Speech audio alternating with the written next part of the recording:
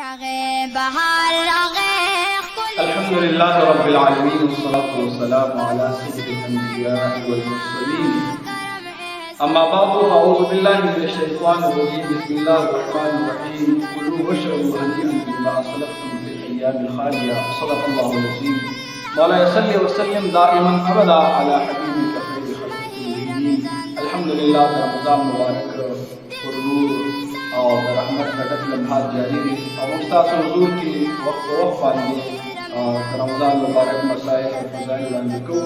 نن موږ د جماعت سلسله کې څو خبرې عرض کوو چې مسلمان بل مسلمان د جماعت انتظام کوي، ځکه دا میاشت کوم د شهر المواسات دا د همدردۍ میاشت ده.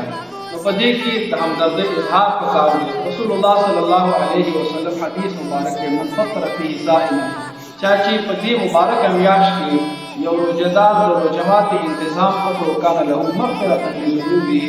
نو دا د جماعت انتظام چې کوم دی دا د دغه کس لپاره د ګناهونو د مغفرت یو ذریعہ ګرځي او عتق رقبته من النار.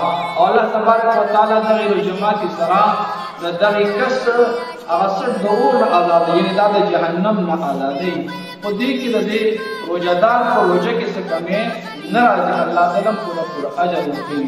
صحابه کرام د غربت دور هغې عرض وکړه یا رسول الله صلی الله علیه وسلم موږ د ټولو دومره وس نه کېږي چې یو روزدار له د روژې ماتي پوره انتظام وکړو.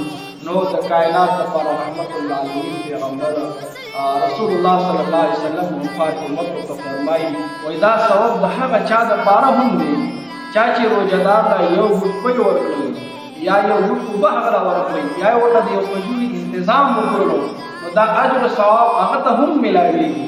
او که چا یو روزدار په خېټه باندې موړ کړو، مکمل روژه ماتي انتظام وکړو، نو رب کریم به هغه له زما د حوض نه د حوض کوثر نه اوبه ورکړي او هغه به بیا تر جنت د دخوله پورې د جنت د داخلېدو پورې دوباره تږی نه شي. د قیامت هغه لویه ورځ چې کوم ده 50,000 کاله اوږده ورځ کې به دته بیا دنده ونه لګي حتی چې دا جنت ته داخل شي. نو د اجر او ثواب چې کوم دی دا په څه میلاویږي؟ دا میلاویږي د روزهدار له د افطار انتظام کولو سره، روژه ماتي انتظام کولو سره دا میلاویږي. ځکه دا میاشت چې کوم د شهر المواسات دا د همدردۍ میاشت ده. نو موږ له پکار دی چې په دې کې همدردي وکړو، یو بل سره همکاري وکړو. حضرت شهابي رحمت الله علیه په یخنۍ کې ګرم لباس ورسره خوا کې وو، د یخنۍ نه اړچېدلو او هغه ګرم لباس یې په ځان نه رچولو. چا دې تپوس وکړلو چې صاحبه ګرم لباس ورسره شته دی او یخني دې کېږي، سخته یخني ده او ته بیا هم د یخنۍ نه اړچېږي او لباس ګرم چې کوم دی هغه نه اغوندې. هغه ورته فرمایي یا اخي الفقراء کثیر لیس لی طاقة مواساة الثياب. ای وروره فقیران ډېر زیات دي، زما دومره وس نه کېږي چې هغې له زه ټولو له لباس ورکړم، هغې سره زه همدردي وکړم او د هغې د لباس انتظام وکړم. دا زما وس نه کېږي ځکه زه پخپله فقیر یم. خو دا مې وس کېږي چې هغوی سره په دې یخنۍ کې همکاري وکړم.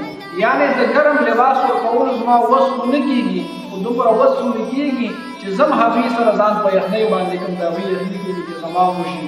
نو دا هغه عظیمه میاشت ده چې که چېرته څوک غریب وي، که مالداره وي، که لکپتي وي، کروڑپتي وي، نو هغه هم په دې میاشت کې لوږه څنګه برداشت کوي. نو دا د دې غریبو مسلمانانو سره د یو همدردۍ میاشت ده، د همکارۍ میاشت ده او دې کې پته ولګي چې دا لوږه دا تنده څومره سخت څیز دی. نو دې کې مالدارانو ته احساس وشي چې داسې په دنیا کې خلک شته چې هغوی وږي وي او تږي وي. موږ یو میاشت لږ ساعت لوږې تندې پریشانه کړو او داسې خلک په دې مخ د ځمکه باندې شته چې هغوی ټول عمر دغې لوږې تندې سره مخامخ وي.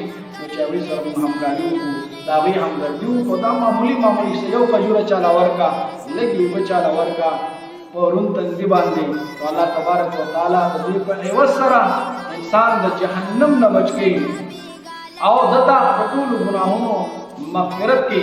رب کریم موږ لره په دې میاشت کې د همدردۍ د مسلمانانو سره د حسن سلوک توفیق راکړي.